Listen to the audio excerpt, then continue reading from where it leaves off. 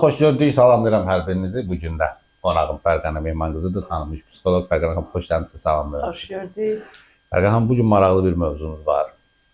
Cadu, fala inanan xanımlar niyə daha çox fala, caduya gedirlər? Bunun bir psixoloji tərəfləri var böyük ehtimalla.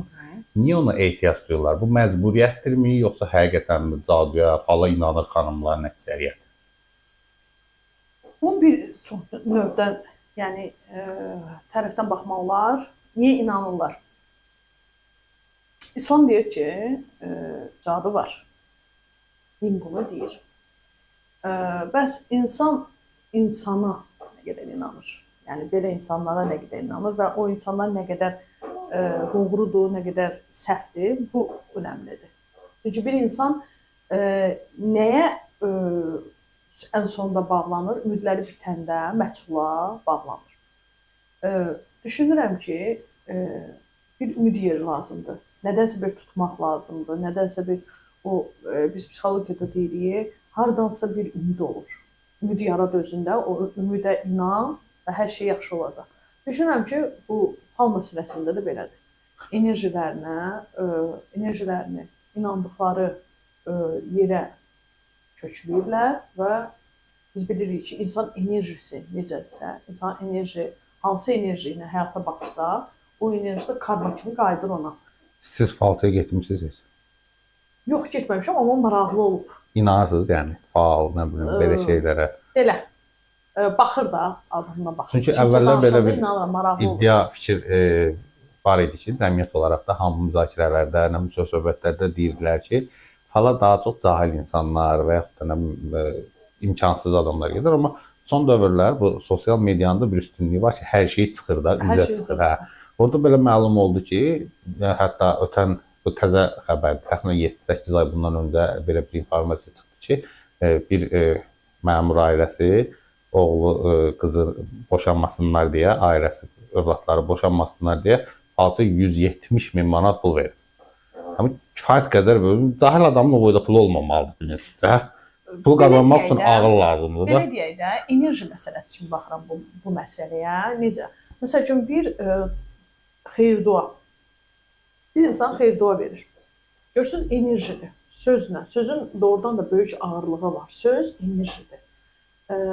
Və biz bir adama xeyir-dua verəndə, görürsünüz, bir uşaq dünyaya gəlir və yaxud kimsə evlənir, kimisə doğum günü xeyir-dua veririk.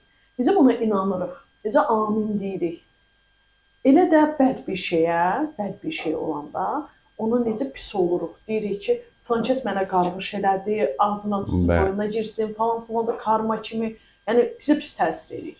Mən düşünürəm ki, o cadu dedikləri şey də əsl varsa, o da enerji ilə bağlı bir şey. Əslində, məsələn, mənə görə o 170 min falçaya verincə, onu ailəyə versəydi, o ailə xoşbaxt yaşayardı böyük ehtimalla. Baxır səbəblərə də, yəni düşünürəm ki, hər kəsin özünün həyata baxışı, bu biraz individual məsələdir, çox spesifik məsələdir. Ümumiyyətlə, dindir, siyasətdir, xəyanət mövzularını müzakirə etmək çox təhlükəlidir. Çünki bunun qatı tərəfdarları var. Yox, mən hal-hazırda bizim müsbət tərəfdən qatı tərəfdarları var. Doğru, düzgün bir istiqamətdə gedib çıxmaq olmur. Bizim müzakirə etdiyimiz məsələ insanların hansı psixologiyada fala və caduya inanmaları və üst tutmaları məsələsidir. Tükənəndə. Son ümid yeri kimi ona baxırlar da. Bir insan tükənəndə özünə ümid lazımdırsa, sığınacaq lazımdırsa, mən tanıyıram, məsələn, yəqin ki, hamımızın ətrafında var, amma mənim də ətrafımda var insanlar ki, hətta rayonlara üst tuturlar, öz işlərini qorumaq üçün, nə bilim, və yaxud da hansısa bir işi görmək üçün. Terapiya deyək də, terapiya kimi gedir, orada xoş söz eşidir. Mənə çox qəribə gəlir də o durum. Motivasiya olur. Yəni, bir insan niyə də, yəni, nə kimi kömək ola bilər ki, onun? Məncə o inamla bağlı məsələdir. İnsanlar ona inanır deyə ona kömək edir. Bilirsiniz necə? Bəli, peşəmizdən dolayı hər cür insanla, hər tip insanla, hər psixoloji durumda olan keyslərlə rastlaşırıq istərsiniz. Və bu rastlaşdığımız hadisələr də insanların psixologiyasının çox harda necə reaksiya verdiyini çox bizə açıq şəkildə deyir. Və o dediyimiz kimi cadu deyək, fal deyək, bunlar insanın psixologiyasında, hərənin bir psixologiyasında. Məsələn, adam var ki, təsbih oynadır. O adətdir də, öyrəncəlikdir. Ay sağ ol. Məsələn, başa düşə bilmirəm mən təsbih niyə oynanır. Bəziləri onu indi dini şeylə baxanda Sübhanallah deyir, Amma eləmirlər, zikr edirlər. yəni zikr eləmirlər. Amma bəziləri də o sadəcə əli öyrəşmə, alışqanlıq. Hətta biz pasientlərimiz biraz yaşlı nəsildə olur da. Cavanlar onu başqa məqsədlə istifadə edir əslində. hər nədirsə Bu Vorzakon da o temalardır da. Niyə Vorzakon dediyiniz şey adamın O da bir ideologiyadır da. Baxın görürsüz o da bir ideologiyadır. Deməli o da bir psixoloji baxışdır. Və biz hətta terapiyalarda siqaretdən tərcizmək üçün təsbih məsləhət görürük. Siqareti tərcizmək üçün Bəzən insanlarda təsbih məsləhət görürük. Bunu demək efirdən nə dərəcədə düzgündür. Mənim də ən zərərli vərdişim odur. Mənim bir dəfə məsləhət görmüşdülər ki, bu simiçka və variant. Mən ondan istifadə edəndə daha çox siqaretə meyilli oluram. Yox, onun daha çox meyilli olmursunuz. O bilirsiniz necə bir şeydir.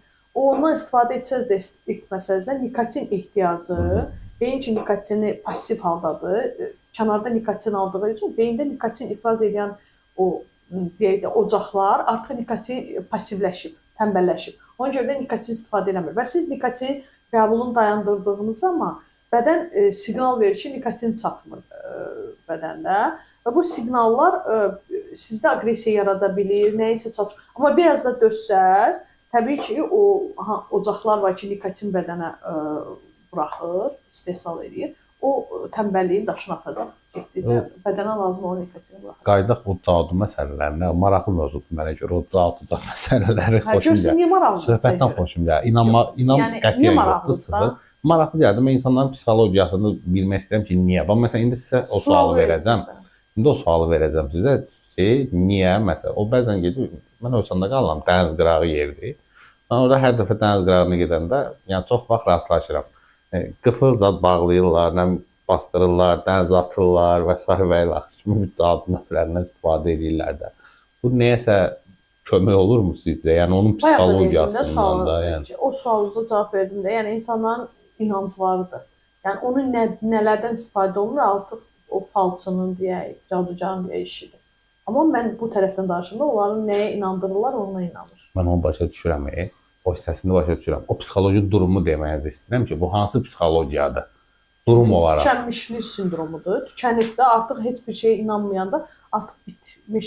Onlara da motivasiya lazımdır. Terapiya növüdür. Yəni bir növ özlərini müalicə edirlər ona. Bir növ inanmaq istəyirlər.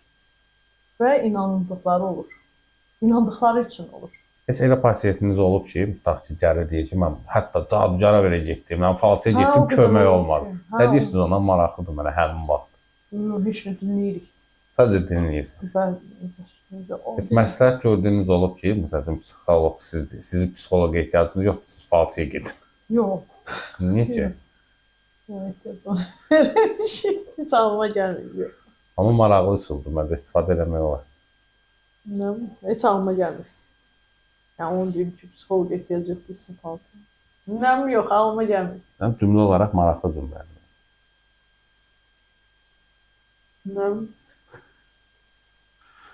Son olaraq falçılara, cadugarlara gedənlərə nə demək istəyirsiniz? Efir vasitəsilə deyim. Psixoloqa gəlin. Psixoloqa gəlin. Eşitdiniz. Fərqanə xanım, Fərqanə Mehman qızı deyir ki, falçılara, cadugarlara getməyin. Psixoloqlara gedin, dərdinizin dərmanını psixoloqlarda axtarın, daha sağlam yollardan, daha sağlam üsullardan istifadə edin. Ümumiyyətlə bizdə cadu mənfi seçimi qəbul olunur da. Yəni nə qədər mənfiyə köklənsəz, o qədər də işlərimiz mənfi yöndə gedəcək. Buna görə məncə cadudan belə mənasız şeylərdən uzaq durmağı hər birinizə tövsiyə edirik. Fərqanə xanım da qonağım idi. Təşəkkür edirəm, ona da dəvətimi qəbul edib gəldiyi üçün. İnşallah növbəti verilişlərdə daha fərqli mövzularda, daha fərqli hər həftənin 2 günü biz efirdə olacağıq və maraqlı mövzular ətrafında qısa söhbət edəcəyik. Bizi izləməyi unutmayın, kanalda abunə olun ki, hər yayından məlumatınız olsun. Sağ olun, növbəti görüşlərə dək hələlik.